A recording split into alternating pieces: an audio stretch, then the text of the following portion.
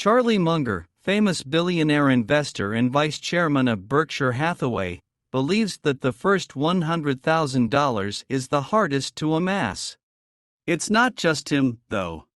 Many people who have grown their wealth believe this to be true. And the same thing is often said about achieving the first million. Once you reach 100,000, the next one tends to come much more quickly. Before you know it, you have 200,000, 300,000 and 400,000. Then once you hit the $1 million mark, the second one is right around the corner and it seems to take a fraction of the time as the first. This is reassuring for those of us that feel like their wealth is growing slower than they'd like. But why exactly does it get easier? Let's see why. It takes a disproportionately long time to reach the 100,000 mark and discuss some things you can do to speed up this process so you become wealthy years sooner. My name is Eddie, and I help teach people about money, personal finance, and investing. If you're interested in improving your financial future, make sure to subscribe to the channel and hit the like button if this video is helpful. One obstacle many face is the process of actually beginning to invest. Investing can seem like a low priority and it continually gets pushed to the back burner. Before you know it, you're scratching your head wondering how you're going to retire. How many people do you know that would start investing if only they had more money? When they start making more money, they'll invest. Saying you'll invest when you have more money is like saying you'll put wood on a fire just as soon as it starts producing heat. You don't invest because you have too much money. You invest because you want more money. Risk is also a common excuse. Most of us know a coworker or a friend that has reasoned that investing is too risky, so they avoid it entirely, as is the case with many things in life. Taking the first step is the hardest. When the finish line seems so far away, it's easy to push something off to sometime in the future. Achieving the first $100,000 requires you to do the heavy lifting, meaning the majority of your money needs to be personally contributed by you.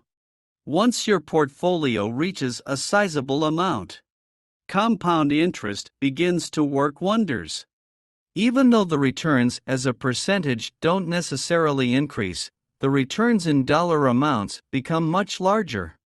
For example, if a $5,000 investment earns a 10% return in 1 year, that's only $500 and it's hardly noticeable. $500 could easily be made just working a few extra hours once in a while. And when thought of in this way can seem insignificant when a $100,000 investment earns a 10% return. That's $10,000. And that's a great start to replacing your salary once it reaches $1 million. A 10% annual returns $100,000. That's a large amount that is much more than many people earn at their jobs. And seeing this huge growth is exciting. People say that when their portfolio gets to be worth $100,000, they can really notice the progress of their investments. Once the snowball gets rolling, the rate at which it grows accelerates. As your portfolio grows to a large amount, the progress is extremely satisfying and that excitement can speed up the process. Put another way, you'll begin looking for ways to grow your portfolio more quickly because the rewards are substantial.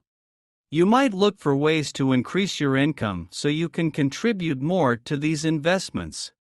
You might also look for ways to earn better returns so the growth will accelerate.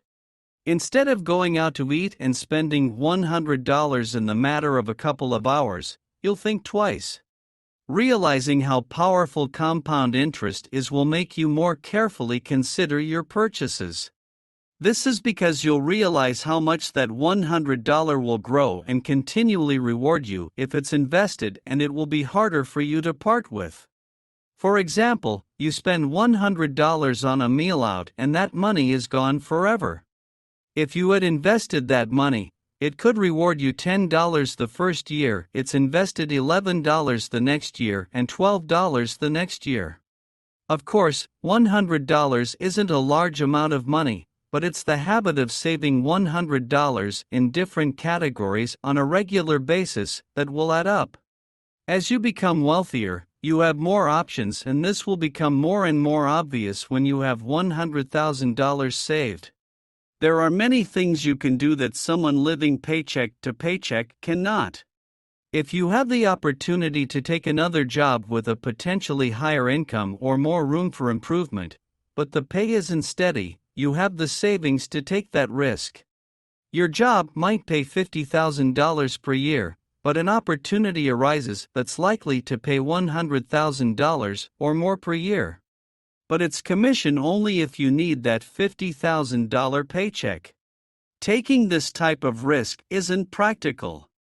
Maybe you've always wanted to start a business and have never had the capital or money to fall back on. The new business could make you millions of dollars, but if you can't begin, it's a lost opportunity. Perhaps an amazing opportunity presents itself in real estate. You have the chance to purchase a home way below market value, but it's going to be a big risk. When you have money saved up, this might be a risk worth taking. While it's not always ideal to cash out your investments, the fact is that you at least have the option if you need to, or for once in a lifetime opportunity presents itself. Someone who has only a little bit of money saved is so much more limited in what they can do. Adding to the idea of being able to take advantage of more opportunities. When you have more money, you can take on more risk with your investments. If you see potential in a stock, it's easy to be more speculative when you have extra money and it's not going to ruin you financially. If that investment doesn't work out, you'll hopefully still have other investments. A friend of yours could present an opportunity to invest in a new business venture. And you're not going to go broke if it doesn't work out. Someone with little money saved doesn't have the option to invest in something like this. If you're still working on a $100,000 milestone, there are some ways to speed up the process since the majority of these funds are going to be money you personally contributed. You need to focus on increasing the amount you're saving. This will be the best way that you can accelerate the process in order to save more money on a regular basis. You need to increase your income. This could be done either with another job on the weekends or a couple nights per week where that extra cash can be deposited directly into savings. Consider starting a side business that would bring in some extra income. Be careful when spending on unnecessary items. Do you really want to spend $100 on dinner out, or would you rather reserve that for special occasions and save more money instead? Remember, watching pennies like this is only temporary until you reach your goal and you can ease up a little bit.